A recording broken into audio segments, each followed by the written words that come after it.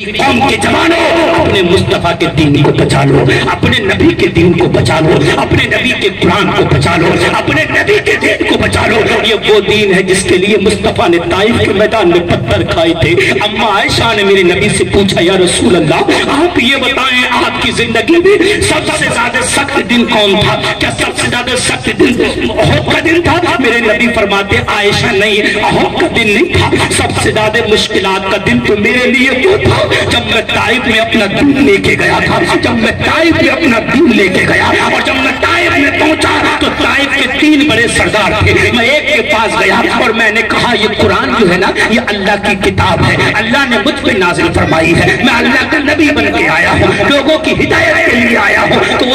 اس سردار نے میری مذاق بنائی اور کہا دیکھو پہننے کے لیے کپڑے نہیں ہے، اللہ نے اسے نبی بنا کے بھیجا ہے۔ میں دوسرے سردار کے پاس گیا، اس سے میں نے یہی کہا تو اس نے کہا دیکھو کھانے کے لیے اس کے پاس کچھ نہیں ہے، اللہ نے اسے رسول بنا کے بھیجا ہے۔ میں تیسرے کے پاس گیا، میں نے اس سے یہی کہا، اس نے بھی مجھ سے کہا اگر اللہ کو کسی کو نبی بنا کے بھیجنا تھا تو کسی امیر کو بھیجتا، اتنے غریب کو نبی بنا کے بھیجا ہے۔ میں نے ان تینوں سرداروں سے کہا دیکھو میرے اور تمہارے درمیان جو گفتگو ہوئی ہے نا وہ کسی کو مت بتانا۔ سرداروں نے کہا کیوں نہیں بتائیں؟ جیسے میں وہاں سے پلٹ کے آیا ان سرداروں نے نوجوانوں کو بلایا، طائف کے بدماش اور گنڈوں کو بلایا اور میرے طرف اشارہ کر کے کہا یہ دین لے کے آیا ہے، یہ قرآن کی تبلیغ کرنے آیا ہے، یہ نماز کو بتانے آیا ہے، یہ اللہ کی عبادت کرانے کے لیے ہم سے کہہ رہا تھا جاؤ اس کو سبق دو۔ میرے مصطفیٰ فرماتے ہیں نوجوانوں نے اپنے ہاتھوں میں پتھر اٹھا لیے، نوجوان اپنے ہاتھوں میں پتھر لے کے آتے ہیں، میرے نبی فرماتے ہیں میرے جسم پہ مارنا شروع کرتے ہیں، میرے جسم پہ پتھر مارے میرا جسم پورا لہو لہان ہو جاتا ہے۔ آج کے دن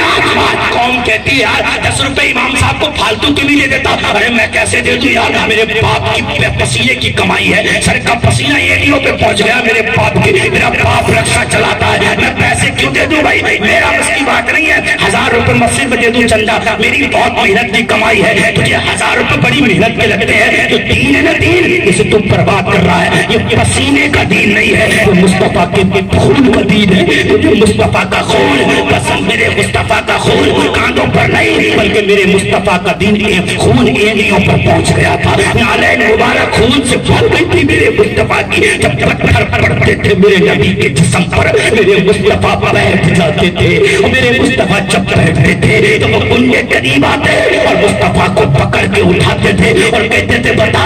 اور دین کی تبلیغ کرے گا، میرے مصطفیٰ آسمان کی طرف دیکھ کے کہتے تھے مولا تو نے مجھے کہاں بھیجا جہاں کوئی سننے والا نہیں ہے، مولا تیرے قرآن کی کوئی ماننے والا نہیں ہے، مولا تیرے رسول کی پیروی کرنے والا کوئی نہیں ہے، پھر میرے مصطفیٰ کو اٹھاتے تھے اور پھر میرے نبی قدم اٹھاتے پھر پتھر مارتے میرے مصطفیٰ کے جسم پر، میرے نبی کے ساتھ میرے نبی کا غلام تھا، کبھی آگے آ جاتا تھا کہ پتھر میرے لگ جائے مصطفیٰ بچ جائے، کبھی دائیں آ جاتا تھا پتھر میرے لگ جائے نبی بچ جائے، کبھی پیچھے ہو جاتا تھا میرے پتھر لگ جائے مصطفیٰ بچ جائے، اتنے زخم ہوئے اتنے زخم ہوئے اتنے زخم ہوئے پورے جسم پر پورا جسم چکنا چور ہو گیا زخم سے، میرے مصطفیٰ بعد میں پہنچے، جبرائیل آ گئے یا رسول اللہ یہ فرشتہ جو نا